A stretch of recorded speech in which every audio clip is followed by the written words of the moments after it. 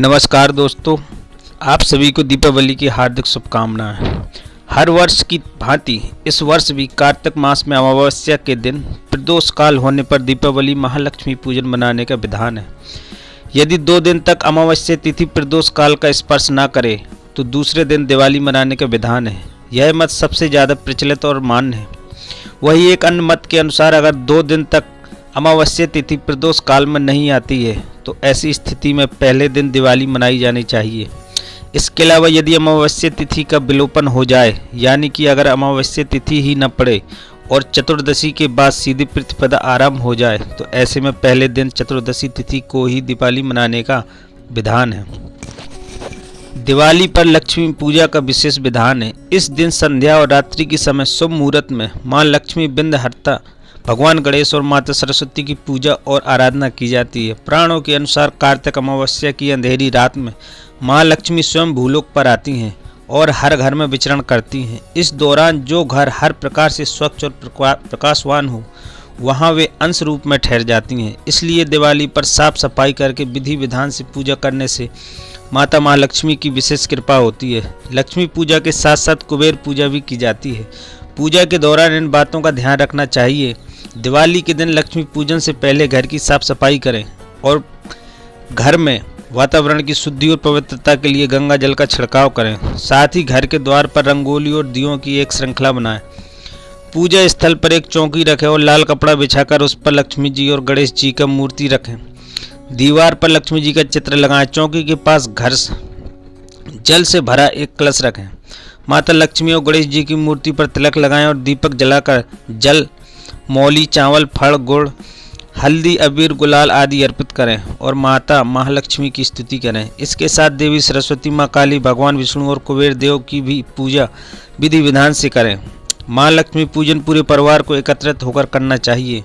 महालक्ष्मी पूजन के लिए तिजोरी, बही खाते और व्यापारिक उपकरण की भी पूजा करें।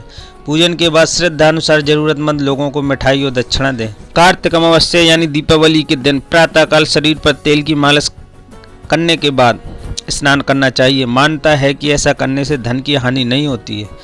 दिवाली के दिन वृद्ध जन और बच्चों को छोड़कर अन्य व्यक्तियों को भोजन नहीं करना चाहिए। शाम को महालक्ष्मी पूजन के बाद ही भोजन ग्रहण करें। दीपावली पर पूर्वजों का पूजन करें, धूप व भोग अर्पित करें। प्रदोष काल के समय हाथ में उल्का धारण कर पितरों को मार्ग दिखाएं। यहाँ उल्का से तात्पर्य है कि दीपक जलाकर या अन्य माध्यम से अग्नि की रोशनी में पितरों को मार्ग दिखाएं। ऐसा करने से पूर्वजों की आत्मा को शांति और मोक्ष की प्राप्ति होती है। दिवाली से पहले मध्य रात्रि को स्त्री पुरुषों को गीत, भजन और घर में उत्सव मनाना चाहिए। कहा जाता है कि ऐसा करने से घर में व्याप्त दरिद्रता दूर होती है। हिंदू धर्म में हर त्यौहार से कई धार्मिक मान्यताएं और कहानियां जुड़ी हुई हैं। दिवाली को लेकर भी 2 अहम पौराणिक कथाएं प्रचलित हैं। नंबर 1, कार्तिक अमावस्या के दिन भगवान श्री रामचंद्र जी 14 वर्ष का वनवास काटकर और लंकापति रावण का नाश करके अयोध्या लौटे थे। इस दिन भगवान श्री रामचंद्र जी के अयोध्या आगमन की खुशी पर लोगों ने दीप जलाकर उत्सव मनाया था। तभी से दिवाली की शुरुआत है।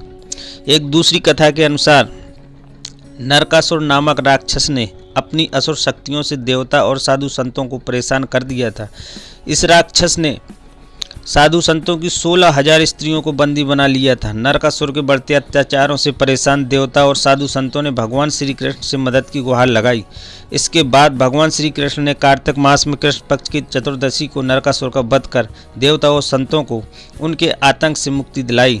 साथ ही 16,000 स्त्रियों को कैद से मुक्त कराया। इसी खुशी में दूसरे दिन यानी कार्तिक मास की अमावस्या को लोगों ने अपने घरों में दिए जलाए। तभी से नरक चतुर्दशी और दीपावली का त्यौहार मनाया जाने लगा। इसके अलावा दीपावली को लेकर और भी पौराणिक कथाएं सुनने को मिलती हैं। धार्मिक मान्यता है कि इस दिन भगवान विष्णु ने राजा बलि को पाताल लोक का स्वामी बनाया था और इंद्र ने स्वर्ग को सुरक्षित पाकर खुशी से दीपावली मनाई थी।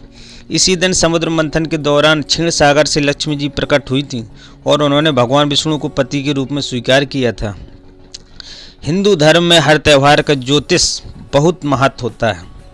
माना जाता है कि विभिन्न पर्व त्योहारों पर ग्रहों की दिशाओं और विशेष योग मानव समुदाय के लिए शुभ फलदायी होते हैं। हिंदू समाज में दिवाली का समय किसी भी कार्य के शुभारंभ और किसी वस्तु की खरीदारी के लिए बेहद शुभ माना जाता है। इस विचार के पीछे ज्योतिष महत्व है। दरअसल दीपावली के आसपास सूर्य और चंद्रमा तुला राशि में स्वाति नक्षत्र में स्थित होते हैं। वैदिक ज्योतिष के अनुसार सूर्य और चंद्रमा की यह स्थिति शुभ और उत्तम फल देने वाली होती है। तुला और संतुलित भाव रखने वाली राशि है।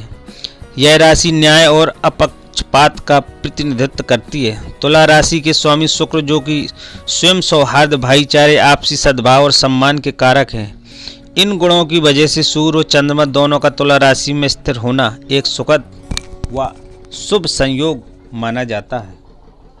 दिवाली के दिन साफ सफाई का विशेष ध्यान दें। आस पड़ोस में साफ सफाई रखें। शाम को दिए जलाएं, लाइटें लगाएं, घर को जगमगाएं और अपने बच्चों को पटाखों से बिल्कुल दूर रखें। आज के दिन जुआ खेलने का भी प्रचलन है।